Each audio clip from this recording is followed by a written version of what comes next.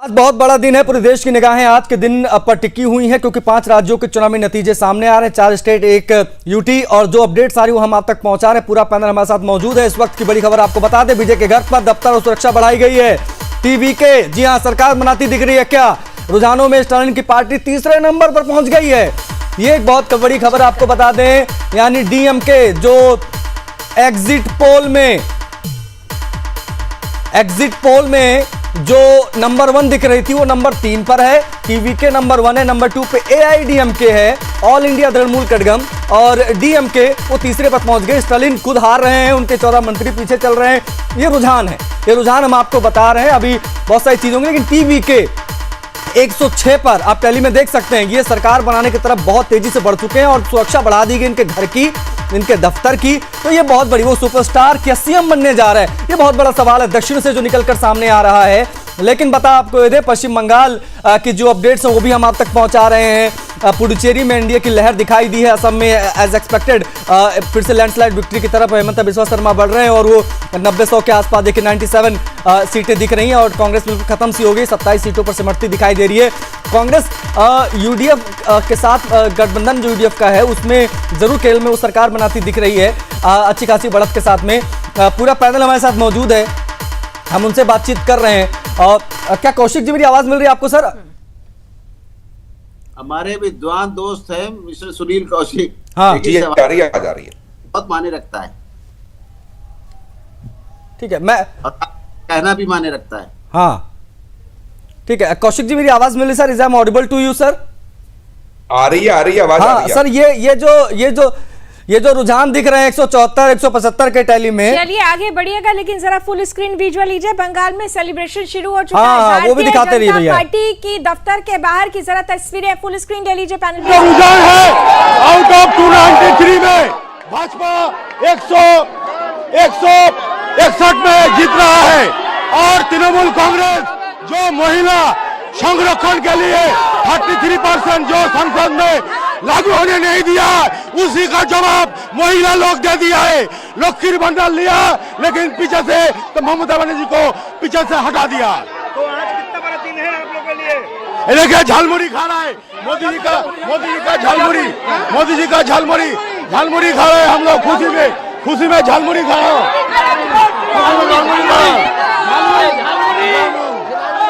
दीदी को मीठी लगे झालमुड़ी आप खा रहे हैं, झालमुड़ी क्यों खा रहे हैं? क्योंकि हम लोग का जो महान नेता है उन्होंने आके कोलकाता में झालमुड़ी खा के जो बोला, हम भी वही दिखा रहे। हम लोग का महान नेता जो करेंगे हम लोग उनके साथ ही करेंगे। अभी तक तो फाइनल रिजल्ट नहीं आया है, मगर फिर भी आप लोग घूम रहे हैं, क्या कारण है? क्या चीज? अभी तक तो फाइनल रिजल्ट नहीं आया है। अरे हो चुकेंगे, भरोसा। इलेक्शन का पहले हम लोग गजब का उत्साह भाई, गजब का उत्साह। एक चीज तो कहनी पड़ेगी, पश्चिम बंगाल रसगुल्ला के लिए जाना जाता था, अब रसगुल्ला नहीं झालमुड़ी के लिए जाना मोदी जी जाएगा। जो खा ले वही ट्रेंड बन जाता है। यहाँ पर अब देखिए ना, झालमुड़ी खाकर अब एक तरह से उत्सव का रंग यहाँ पर जमा दिया गया है। बीजेपी अभी रुझानों में 174 सीटों पर आगे चल रही है और टीएमसी 115 पर अभी सिमटी हुई है। लेकिन इतना जरूर है कि ये जो गैप है, इस गैप को अब पूरा करना टीएमसी के लिए क्या बहुत बड़ी टेढ़ी खीर होने वाला है, क्योंकि एक बड़ा लंबा गैप हो चुका है ये। और ऐसे में जो तमाम अतिथि हमारे साथ जुड़े हुए हैं, एक बड़ी महत्वपूर्ण बात है। आप सुनील जी, आप यहाँ देखिए कि क्या कहा गया। ये कहा गया कि महिला आरक्षण, जिस पर विपक्ष ने साथ नहीं दिया, और यहां पर भी महिलाओं ने जिस तरह से बढ़ चढ़कर भाग लिया था, वो बहुत कुछ कह रहा था। क्या आपको लगता है कि विपक्ष ने जिस तरीके से कदम उठाया, जो परिस्थितियां बनती रही, वो चाहे महिला सुरक्षा को लेकर हो, महिला आरक्षण को लेकर हो, वो कहीं ना कहीं यहां पर उनके लिए नुकसानदायक हो गया है? सुनील जी, जी 2021 के विधानसभा चुनाव, हाँ, और 2024 के लोकसभा के चुनाव, यह दोनों चुनावों की समीक्षा करें तो महिलाओं ने टीएमसी को वोट बहुत अधिक संख्या में दिया। 8 से 10%, 12% तक वोट ऐसा था, वोट टीएमसी की अपेक्षा भाजपा को कम मिला। तो कोई रणनीति तो भारतीय जनता पार्टी को अपनी थी, और एक ऐसी रणनीति जहां भाजपा की जीत को सुनिश्चित करता था महिला वोट बैंक। जब तक महिला vote bank Bharatiya Janata party की तरफ नहीं आएगा, तब तक मुझे लगता है कि पश्चिम बंगाल में भारतीय जनता पार्टी की जीत सुनिश्चित नहीं है। चाहे महिला आरक्षण हो, चाहे महिलाओं के लिए काम करने का तरीका भारतीय जनता का हो, चाहे सीट बांटने की स्थिति में हम देखेंगे तो निश्चित तौर से भारतीय जनता पार्टी ने बाजी मारी हो। ठीक है। हाँ, ये और सब यहाँ चीजें पे हैं। एक सवाल और- मैं जरा हाँ। सुनील जी से आगे बढ़ाऊंगी। सुनील जी, ये ठीक है कि भारतीय जनता पार्टी ने के पहले आपने बिल्कुल ठीक कहा कि 2016 या 21 की हम बात कर लें तो ममता बनर्जी महिलाओं की पसंद रही है, लेकिन यहाँ पर बीते अगर हम 3 सालों की अगर बात करें तो कुछ ऐसी घटनाएं सामने आई हैं।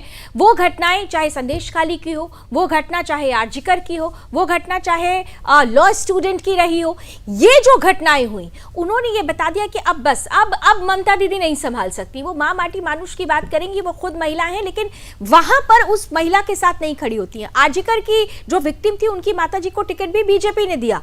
तो यहीं से क्या आपको लगता है कि टीएमसी नहीं समझ पाई कि क्या वो गलती कर रही है, अपने कोर वोटर्स से छिटक रही है, दूर हो रही है, और बीजेपी उनको समझ रही है और जुड़ाव हो रहा है? सुनील जी, इसके बाद ऋषभ जी भी हमारे साथ जुड़ चुके हैं बीजेपी से। ऋषभ जी, आपका भी स्वागत, आती हूँ आपके पास। बिल्कुल ठीक कह रहे हैं। हाँ, बिल्कुल ठीक कह रही हैं आप, लेकिन लोकसभा 2024 के चुनाव में भी टीएमसी से कम वोट भारतीय जनता पार्टी को महिलाओं का मिला। ये भी तो मानना पड़ेगा। 2024 का लोकसभा चुनाव बहुत दूर नहीं है, लेकिन कुछ घटनाएं ऐसी घटी निश्चित तौर से जहां महिला मुख्यमंत्री पर गुस्सा था। लेकिन 19 की तुलना में 24 में नंबर्स तो बढ़ गए थे सुनील जी। नंबर्स धीरे धीरे बढ़ रहे थे, ये तो मानेंगे ना? नहीं, बिल्कुल। वोट परसेंटेज भी 2021 की अपेक्षा महिलाओं का वोट परसेंट 3% के आसपास बढ़ा। हाँ। भारतीय जनता पार्टी की तरफ आया, लेकिन इतने वोट बैंक की जरूरत से ज्यादा जरूरत थी भारतीय जनता पार्टी को। लगभग 8% 9% का वोट प्रतिशत ऐसा था जो कम था महिलाओं का टीएमसी की अपेक्षा। तो इसकी भरपाई कैसे पूरी हो? और इसकी भरपाई इसलिए पूरी हो कि जो भी कुछ घटनाएं बड़ा घटित हुई, मीडिया में बड़ा स्पेस उसको मिला, मीडिया ने उसको लेकर के भारतीय जनता टीएमसी की सरकार को घेरा, और भरोसा एक महिला मुख्यमंत्री पर होता है। ठीक है, बहुत सारी चीजें सर उनके नेगेटिव गई हैं। उनका ये कहना भी कि महिलाएं 8 बजे के बाद घर से ना निकलें, ये तमाम चीजें ऐसी रही हैं ना जो सीधा आप कह सकते हैं आघात किया है उनको, और वो शायद अभी रुझानों में शुरुआती तो दिख रहा है। ऋषभ हमारे साथ कनेक्ट हैं, प्रवक्ता है भारतीय जनता पार्टी के। ऋषभ, एक तरफा बढ़त बीजेपी की दिखाई दे रही है, लेकिन 2-3 राउंड की काउंटिंग को फाइनल मान लेना क्या सही है? अभी तो 11 भी नहीं बजा है सर, और जश्न मनाना शुरू कर दिया आप लोगों ने। कहां से इतना बल मिल रहा है? क्यों आपको लगता है कि बाकी 20-22 राउंड तक जब काउंटिंग जाएगी नतीजों में आप जीतेंगे? देखिए, ये बल हमें जनता दे रही है, और जनता इस रूप से दे रही है कि जब तुष्टीकरण की राजनीति का अंत होता है तो जनता भी उत्साहित होती है, और एक राजनीतिक कार्यकर्ता भी हमारे उत्साहित है। एक बात मैं आपको बता रहा हूं, बंगाल की राजनीति पिछले 15 सालों से जतो दोष नंदो घोष की रणनीति से चल रही थी कि मेरा दोष कुछ नहीं है, जो है केंद्र सरकार के द्वारा नजरअंदाज किया जा रहा है। तो ये जतो दोष नंदो घोष की राजनीति पे पूर्ण विराम लगाने का काम वहां की जनता ने किया है। जब बलात्कार होते रहे, जब रक्त चरित की राजनीति होती रही, जब लोगों की हत्याएं होती रही, जब सलानपुर हो, दानकुनी हो, रानीगंज हो, आसनसोल हो, बर्दवान हो, इन सब में भ्रष्टाचार होते रहा, तो ममता दीदी कहती थी हमारा कोई गलती नहीं है साहब, ये तो केंद्र सरकार की राजनीति है।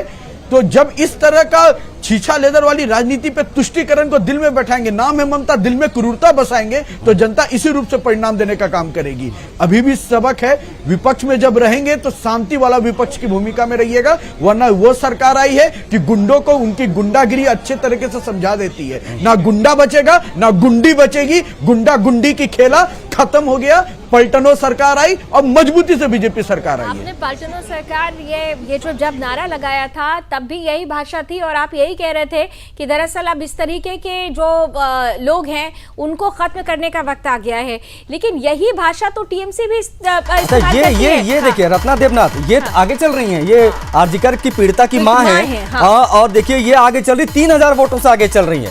मतलब ये देखिए क्या गुस्सा था लोगों में, साइलेंट वोटर, वो अंडर करंट और तमाम चीजें। और यहाँ पर एक और चीज आप देखिएगा, याद करिए अब आशीष, जब रत्ना देवनाथ अपने बूथ पर गई थी, वहां पर टीएमसी के समर्थकों ने इन्हें घेर लिया था। वो संवेदना कहीं नहीं नजर आई थी, यानी कहीं ना कहीं से लोग तो समझ रहे थे कि संवेदना कैसे जोड़नी है, किसके साथ जोड़नी है। तो यहाँ पर अगर आरजीकर पीड़ित की मां रत्ना देवनाथ पानीहाटी से आगे चलती है तो ये अपने आप में बहुत बड़ा मैसेज हो जाता है। ऋषभ जी, हम इसी पर ही बात कर रहे थे कि बहुत बड़ा मैसेज है। अगर रत्ना आगे चल रही है तो इसका मतलब यही है कि लोगों में गुस्सा था तमाम उन चीजों को लेकर जो खासतौर से महिलाओं से जुड़ी हुई थी। लेकिन इसका जवाब आप दीजिएगा, लेकिन इसका जवाब भी आप दे दीजिएगा जरूर कि भाषा को लेकर और जिस तरीके से ये कहा जाता है कि टीएमसी धमका रही थी, टीएमसी आरोप लगा रही थी कि आप लोग धमका रहे थे वहां पर लोगों को। ऋषभ जी, मैम आप प्रश्न रिपीट करेंगे? अच्छा ठीक है, मैं 2 प्रश्न मैंने एक साथ किए थे, एक एक का आप जवाब दे दीजिए। पहले तो ये जवाब दे दीजिए, रत्ना देवनाथ हम देख रहे हैं वो आगे चल रही हैं, वही रत्ना देवनाथ जो आर्जिकर पीड़ित की मां है, जिस दिन वो अपने बूथ पे गई थी उस दिन भी टीएमसी समर्थकों ने उनको घेर लिया था, वो बहुत असहज नजर आई थी, हमने वो तस्वीरें देखी थी। लेकिन आज जो तस्वीर निकल कर आ रही है वो अपनी सीट से अगर आगे जाती हैं तो ये कितना बड़ा मैसेज है बंगाल के लिए, टीएमसी के लिए, माफ कीजिएगा। मैम ये मैसेज पूरे बंगाल की बेटियों ने दिया है, ये मैसेज पूरे बंगाल की माताओं ने दिया है। माँ माटी मानुष की नारा देकर सरकार आने वाली, माँ बेथा करते रही, रोते रही और चिल्लाते रही, लेकिन ममता के दिल में ममता ना जागा, क्रूरता जागते रहा, तुष्टीकरण बसते रहा। तो ये वो जवाब है जो रुझानों के तहत परिणामों में बदलता आपको दिख रहा है।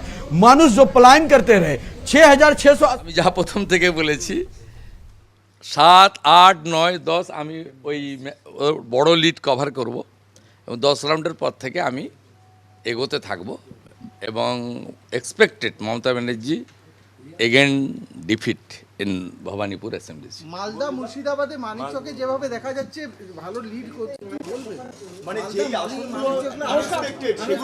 এক্ষুনি কিচ্ছু বলবো না, বিজেপি সরকার করছে এটুকু বলবো এবং ক্লিয়ার ম্যান্ডেট, একদম ক্লিয়ার ম্যান্ডেট বিজেপি সরকার করছে। না না না, it's too early to say anything. দাদা দক্ষিণ কলকাতায় আপনিও এগোচ্ছেন, স্বপন দাশগুপ্ত তিনিও অনেকটা লিডে রয়েছে, তৃণমূলের গড়ে কি এবার কার্যত কলকাতাতে শিক্ষিত লোকজন, হিন্দুরা, তারা মমতা ব্যানার্জিকে রিজেক্ট করছে, ইনিশিয়াল ট্রেন্ড তাই বলছে। এবং সবচেয়ে বড় কথা হচ্ছে ভাষার নামে, জাতের নামে হিন্দুরা বিভক্ত হয়নি। সিদ্দিকুল্লাহ চৌধুরীর মতো লোক পিছাচ্ছে, সৈকত পাঁজা আমার ভাই এগোচ্ছে, it's a very good symptom. Diamond হারবারে দীপক হালদার এগোচ্ছে, ইটস আনএক্সপেক্টেড, মানে যে সিটগুলো, বাকি তো এক্সপেক্টেড। শিবপুরে আমরা এগোচ্ছি, নর্থ হাওড়া এগোচ্ছি, ভেরি গুড ট্রেন্ড। কলকাতাতে বিজেপি দাঁত ফোটাতে শুরু করে দিয়েছে, রাসবিহারীতে এগিয়ে রয়েছেন স্বপন দাশগুপ্ত। ভবানীপুর বলছেন না কেন, 2200 ওঠে গিয়ে। এরপরে আমি পেছাবো 77-এ, যেখানে ওদের ভোট অনেক, আমি অনেকটাই পেছাবো, তারপরে আমি মেকআপ করবো। আমি যখন 70 নম্বর ওয়ার্ডে ঢুকবো তখন ছক্কা মারতে শুরু করবো। আপনি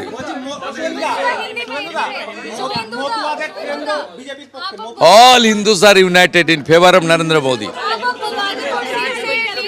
মোদীজির জয়, পশ্চিমবাংলার জনগণের জয়। मेरा एक्सपेक्टेड है, मेरा 4500 लीड हुआ सेकेंड राउंड में, एक्सपेक्टेड है। हिंदू बहुल क्षेत्र था। टीएमसी की तरफ से बोला जा रहा है कि अभी जो वार्ड हैं वो आपके फेवर में, आपकी जो मेजॉरिटी वार्ड है वो बाद वाले जब खुलेंगे तो उनके फेवर में जाएंगे। तो उनका वो आप न्यूज 18 है ना, ठीक है, बोलिए। छोड़ दादा, ऑल ओवर जो ट्रेंड है, ऑल ओवर बंगाल में जो ट्रेंड है। अच्छा देखिए, सुवेंद्र कह रहे हैं all Hindus are united in favour of Modi ji. अब हिंदूज यूनाइटेड, तो यहाँ पर आप देखिए तिलक लगाकर भी, आशीष देखिए तस्वीरें, तिलक लगाकर भी यहाँ पर जो तमाम जो अधिकारी कोलकाता पुलिस है, ये कोलकाता पुलिस खास तौर से वो तिलक लगा के पुलिस वाले घूम रहे हैं, तो यानी ये जो मन के अंदर दबी हुई भावना थी, आज वो भावना खुलकर सामने आई है, तो उसके पीछे बहुत कुछ है। नहीं, इसमें ऋषभ जी की तारीफ बनती है। ऋषभ जी, ध्रुवीकरण के लिए बहुत बधाई। ये भी कहा जा रहा है कि ध्रुवीकरण में कामयाब होगी भारतीय जनता पार्टी, अभी रुझानों के हिसाब से तो 70-30 कर दिया। ध्रुवीकरण नहीं कहते, इससे अपने संस्कृति पे गर्व करना कहते हैं। और सीना ठोक के कहेंगे अगर हिंदुत्व के लिए लड़ना पड़ेगा तो लड़ेंगे, क्योंकि भारत की पहचान सनातन संस्कृति है और हमें कोई धर्म से परे नहीं साहब। लेकिन दुर्गा माँ की प्रतिमा को रोककर अगर कहा जाएगा केवल खुदा खुदा, तो ये सब धर्म जुदा जुदा नहीं होता। ये स्पष्ट रूप से मैं कहता हूं आपको, इस देश में हर धर्म का सम्मान है। एपीजे अब्दुल कलाम को राष्ट्रपति के लिए हमने नॉमिनेट किया था, लेकिन इस बात से नहीं नकार सकते कि इस देश की पहचान सनातन संस्कृति है। और जब भी हिंदुत्व पे हमला होगा सीना ठोक के नजर आएंगे खड़ा। क्या बात करते हो साहब, कि मुंह जोगने की राजनीति भारतीय जनता पार्टी नहीं करती है। बिल्कुल आपने ठीक कहा कि जब सनातन और धर्म की बात आएगी तो उससे कोई कॉम्प्रोमाइज नहीं होगा। और यहाँ पर देखिए खुलकर शुभेंदु अधिकारी ये कह भी रहे हैं कि एक बात तो तय थी कि यहाँ पर खुलकर जय श्री राम नहीं बोला जा सकता था, लेकिन हमने देखा कि सुबह जय श्री राम के नारे भी लगे, यहाँ पर खुलकर अब तिलक भी लगाया जा रहा है। तो इसके लिए खाली बीजेपी को ही सारा क्रेडिट दिया जाए या जिस तरीके से निडरता के साथ लोगों को बाहर लाने का माहौल क्रिएट किया चुनाव आयोग ने, उनको भी धन्यवाद दिया जाए। ऋषभ जी, ऋषभ चुनाव आयोग को थैंक यू बोलेंगे? मुझे लगता है कि जनता ने नहीं चुनाव आयोग को अच्छे चुनाव कराने के लिए हर एक पार्टी को थैंक यू बोलना चाहिए। नहीं एक नागरिक को थैंक यू बोलना चाहिए। ने तो आपका एजेंट बता दिया चुनाव आयोग को, टीएमसी ने तो चुनाव आयोग को ही बीजेपी का एजेंट बता दिया। तो जनता भी हो गई हमारी मैडम। मैडम एजेंट तो आपको भी बताया जाता है, एजेंट तो मीडिया को भी बता दिया जाता है, लेकिन ऐसा है क्या? देश वो दिन नहीं भूला जब मीडिया के दफ्तरों को जला दिया जाता था, उनके विपरीत जब खबर चलाई जाती थी। कम से कम इतना तो आजादी हमने छीनने का कभी काम नहीं किया। दूसरी बात, एजेंट तब तो पूरी जनता है, और अगर पूरी जनता भारतीय जनता पार्टी की एजेंट है तो भैया हमें खुश नसीब है हम कि हम ऐसा काम करते हैं तो उधर मूल मन से लोग जमीन पे चीजों को उतारते हैं कि जनता एजेंट बन जाती है। मैंने स्पष्ट रूप से कहा है कि दिल हैक होता है मैडम, ईवीएम हैक नहीं होता। और ये लोग तब तक नहीं सुधरेंगे जब तक अपनी गलतियों पे वर्क करना नहीं सीखेंगे। बड़ी बात आपने कही और अमीन साहब, बड़ी बात ये दिल हैक करना चाहिए, ईवीएम हैक नहीं होता। और इसके पहले भी ईवीएम पर पहले ईवीएम निशाना, फिर स्ट्रांग रूम, फिर चुनाव आयोग, यानी पूरे के पूरे तंत्र को ही निशाने पर ले लिया गया। पहले तो सिर्फ एक डिवाइस था, लेकिन अब पूरे तंत्र को ही निशाने पर विपक्ष ने ले लिया था। लेकिन तंत्र बड़ी मजबूती के साथ खड़ा रहा और उसी का जो कहते हैं ना, जनादेश और फलादेश दोनों ही आज हम तस्वीरों में देख रहे हैं। अमीन साहब, वो उसको मशीन के अंदर गड़बड़ हो सकती है, ईवीएम के अंदर आप देखिए। जबकि हमने पहले कई बार बताया है और इलेक्शन कमीशन ने भी इस बात को बताया है कि हमारी जो ईवीएम मशीन है वो सुप्रीम कोर्ट तक से सर्टिफाई है और हिंदुस्तान के कई कोर्टों में भी सर्टिफाई की गई। और मुझे याद है कि चुनाव आयोग ने तो बाकायदा आमंत्रण दिया था जब ईवीएम हैक होने की बात आई थी, कहा था कि आप आइए प्रूफ करके दिखाइए। कोई विपक्षी पार्टी नहीं पहुंची थी वहां पर। हमारी जो मशीन है वो ऑपरेटेड है, जस्ट लाइक ए कैलकुलेटर है, एक का एक वही होगा, एक का 11 नहीं होता है। ये सब जनता को भरमाने को, जनता को बेवकूफ बनाने के लिए अपने और हार का ठीकरा इलेक्शन कमीशन और ईवीएम के ऊपर फोड़ने के लिए ये इन लोगों का तरीका बन चुका है। और ये भूल गए इस बात को कि हम काम नहीं करेंगे जनता का तो जनता इनको वोट देगी, हिंदू मुसलमान करेंगे तो इनको वोट देगी। आज मैं बता रहा हूँ, मैं तो इलेक्शन कमीशन से हो, लेकिन फिर भी एक बात कहूंगा कि जो देश के प्राइम मिनिस्टर का नारा डे 1 से था, सबका साथ, सबका विकास, सबके लिए और सबका विश्वास, उसका नतीजा है। और आज मैं बताऊं क्लियर कट, आप सच्चर कमेटी उठा के देख लीजिए, कांग्रेस ने बनाया था, सच्चर कमेटी को कूड़े में डाल दिया था, कभी लागू नहीं किया। आज इस देश के अंदर एकता की बात हो रही है और एक चुनाव एक ही बार चुनाव की बात हो रही है। ये सब क्या है? देश की एकता और अखंडता को रोकने की बात है। देश के अंदर एकता रहे, चाहे वो किसी भी दल का हो, किसी भी धर्म का हो, उसके साथ एकता रहे। आज यही अंतर्राष्ट्रीय स्तर पे भी जो देश के प्राइम मिनिस्टर ने अपनी छवि बनाई है वो यही बनाई है। देखिए आप, दुबई के अंदर मंदिर बना हुआ है, कैसे बन गया? ये मोदी जी का श्रेय जाता है। आप देखिए आज हमको तेल मिल रहा है, आज हमको हर चीजें मिल रही है, कोरोना के टाइम में पूरा सपोर्ट मिला, तो क्या जाता है? ये उनकी एक बाहर की सोच है, दुनिया के अंतर्राष्ट्रीय स्तर की सोच है उनकी, हमारे देश के प्राइम मिनिस्टर को, जिनको नकारा नहीं जा सकता। अगर वो वहां पर बंगाल में रहे तो उसका नतीजा क्या मिला है। बिल्कुल आपने ठीक कहा। और एक बड़ी बात यह है, और एक बड़ी बात यह है कि हमारे यहाँ की जो संवैधानिक संस्था है, खासतौर से चुनाव आयोग, बहुत सारे लोग ये जानते भी होंगे और बहुत सारे लोग नहीं भी जानते होंगे कि चुनाव आयोग पर, भारत के चुनाव आयोग पर विदेशों में अब स्टडी हो रही है कि आखिर इतने बड़े पैमाने पर जो चुनाव कराए जाते हैं, पूरी प्रक्रिया एक सामंजस्य के साथ जो प्रक्रिया होती है, ये कैसे पॉसिबल है? इस पर रिसर्च हो रही है विदेशों की बड़ी बड़ी यूनिवर्सिटीज में। तो ये इसके लिए भी साधुवाद देना चाहिए हमें अपनी संवैधानिक संस्थाओं का। ये वो इलेक्शन कमीशन है जो अंतर्राष्ट्रीय स्तर पे जाना जाता है, साख नंबर 1 है, जिसको डैमेज करने की कोशिश की है अंतर्राष्ट्रीय स्तर पे। हमारे यहाँ इंटरनेशनल जो है ट्रेनिंग सेंटर है, आप द्वारका में खुल गया है, पहले तो वहीं चल रहा था, वहां पर सरदार पटेल रोड पे। आप ये समझिए, ये चीज जो है दुनिया को, लोगों को हम ट्रेनिंग देते हैं, कैसे हमारी वोटर लिस्ट बनती है, कैसे हमारा चुनाव संपन्न होता है। और जब लोग हैं, जैसे चुनाव हुए थे हर स्टेट्स में होते हैं, तो मैं भी प्रोटोकॉल का चीफ भी रहा हूं डायरेक्टर के साथ में, तो ये लोग को लेके जाते थे हम लोग और दिखाते थे कि हमारे देश में किस तरह निष्पक्ष चुनाव की प्रक्रिया है। देखिए कि दुनिया में इसकी चर्चा हो रही है, लेकिन एक ट्रेनिंग विपक्ष को देनी चाहिए कि भाई देखिए कितनी निष्पक्षता के साथ हम काम करते हैं, लेकिन विपक्ष है जो मानता ही नहीं है। एक छोटा सा ब्रेक मुझे यहाँ पर लेना होगा सर, चुनावी उद्घोष के साथ ही ब्रेक ले लेते हैं, बहुत देर से कहा जा रहा है। चुनावी उद्घोष, सीएम स्टालिन और बेटे उदयनिधि स्टालिन अपनी सीट पर पिछड़े। ये भी एक बहुत बड़ी चीज है। तमिलनाडु पर भी नजर हम बना कर रखे हुए हैं, लेकिन एक बात बहुत स्पष्ट तौर पर समझ लीजिए, 11 बजे तक के रुझानों में बंगाल में बीजेपी की आंधी दिखाई दे रही है और जो जश्न मनाया जा रहा है, जो आप देखिए, सुनामी कह देते हैं, सुनामी कह सकते हैं इसको। और 174 175 वही कहता है, बीजेपी जहां पहली बार जीतती है वो लैंडस्लाइड विक्ट्री होती है, नेक टू नेक जैसा कुछ रहता नहीं है, और वही दिख भी रहा है। अभी से जश्न लोग मना रहे हैं, रंग जो उड़ाए जा रहे हैं, बड़ी खुशियां मनाई जा रही हैं, वो तस्वीरें भी हम आप तक दिखाते रहेंगे और अपडेट्स आप तक पहुंचाते रहेंगे। छोटा सा ब्रेक लें। ब्रेक नहीं अभी है, अभी तो हम सुनील जी से कंटिन्यूटी में बात कर लेते हैं, ब्रेक नहीं लेते हैं। सुनील जी देखिए, यहाँ पर सुनामी आ गई। अच्छा देखिए कितना दिलचस्प है सुनील जी, 5 राज्यों में चुनाव हुआ है, लेकिन सबसे ज्यादा चर्चा किसकी हो रही है? पश्चिम बंगाल की हो रही है। उसके पीछे भी एक वजह है, क्योंकि पश्चिम बंगाल में वो चेहरा है जिसे विपक्ष भी अपने नेता के रूप में देखता है। आपको याद होगा कि राहुल गांधी के लिए कहा गया था उन्हें हटा दो, ममता बनर्जी को ले आओ इंडी गठबंधन में, अगर मजबूत चेहरा चाहिए तो। खुद विपक्ष के नेता ये बात कहते हैं। तो क्या लगता है आपको कि ये जो आज जो तस्वीर आ रही है, इस तस्वीर से इंडी गठबंधन को भी एक झटका लगेगा? बीजेपी चुनावी उद्घोष, पश्चिम बंगाल के रुझानों में बीजेपी प्रचंड जीत से आगे चल रही है। तो इसी पर ही मेरा सवाल था सुनील कौशिक जी। 70 के दशक के बाद पहली बार पश्चिम बंगाल में ऐसी सरकार बन रही है जहां केंद्र सरकार स्टेट में के सरकार में होती है, उसकी सरकार वहां पश्चिम बंगाल में नहीं होती। एक व्यवस्था परिवर्तन पश्चिम बंगाल में देखने को मिलेगा। नेटवर्क थोड़ा एरर है कौशिक जी, नेटवर्क का थोड़ा एरर है। हम एक बार जो टेक्निकलिटीज उसको देखते हैं, हम पुनः लौट कर आएंगे। छोटा सा ब्रेक ले रहे हैं। जो तस्वीरें हैं साथ साथ में वो भी दिखाते चले और बताते चले कि बंगाल में बीजेपी की आंधी के बाद में किस प्रकार से लोग उत्साहित हैं, वो आप स्क्रीन पर देख सकते हैं। छोटा सा ब्रेक ले रहे हैं, ब्रेक के उस पार भी इस पर बड़ी कवरेज लगातार